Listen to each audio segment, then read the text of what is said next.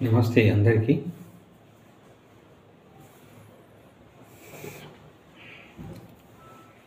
బరువు పెరిగితే శ్వాసక్రియలో వచ్చే మార్పు.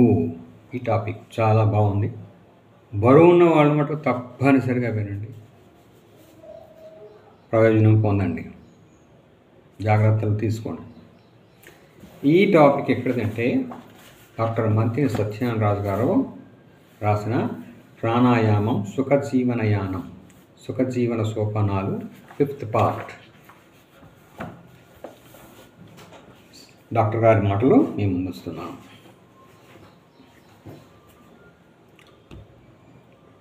బరువు పెరిగితే శ్వాసక్రియలో వచ్చే మార్పు.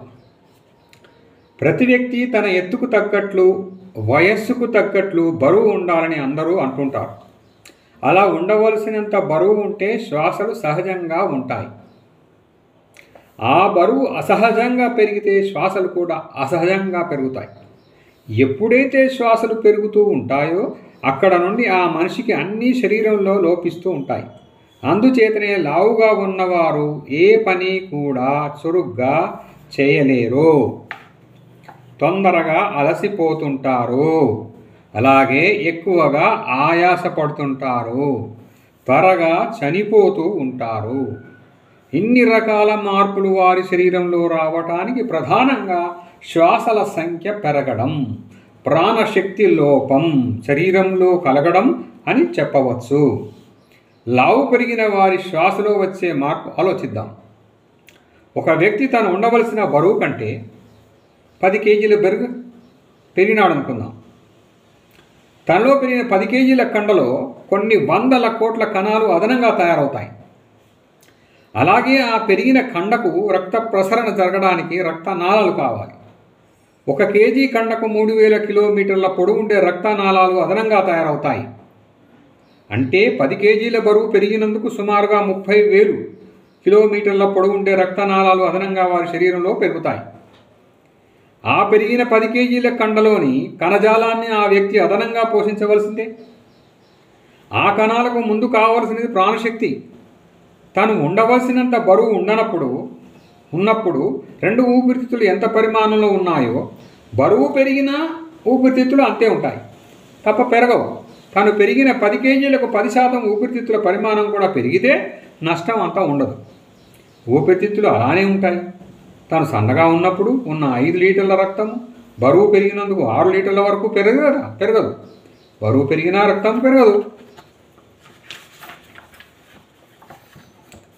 మనము పీల్చుకున్న ప్రాణవాయువును మోసుకొని వెళ్ళి కణాలకు అందించేవి ఎర్ర రక్త కణాలు.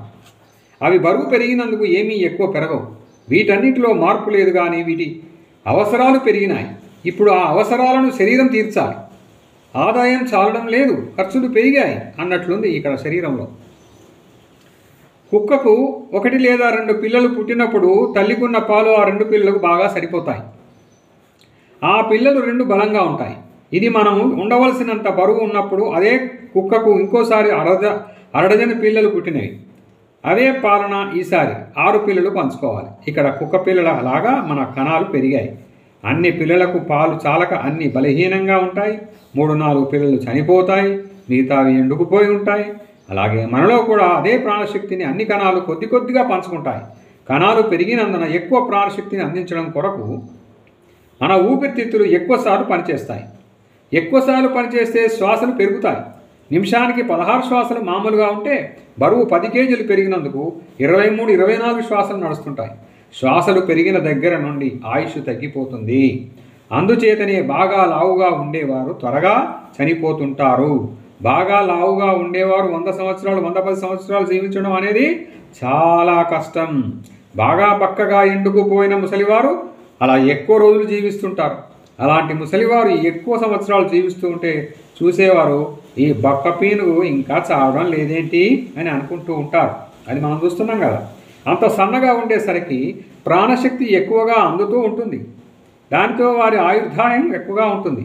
లావుగా ఉండేవారికి ప్రాణశక్తి చాలక త్వరగా ఆయుష్ తీరిపోతుంది. బరువు పెరిగిన వారి కణాలకు ప్రాణవాయువు చాలక ఎక్కువ శక్తి విడుదల కాదు. అందువల్లే ఏ పని చేసినా తొందరగా అలసిపోతుంటారు.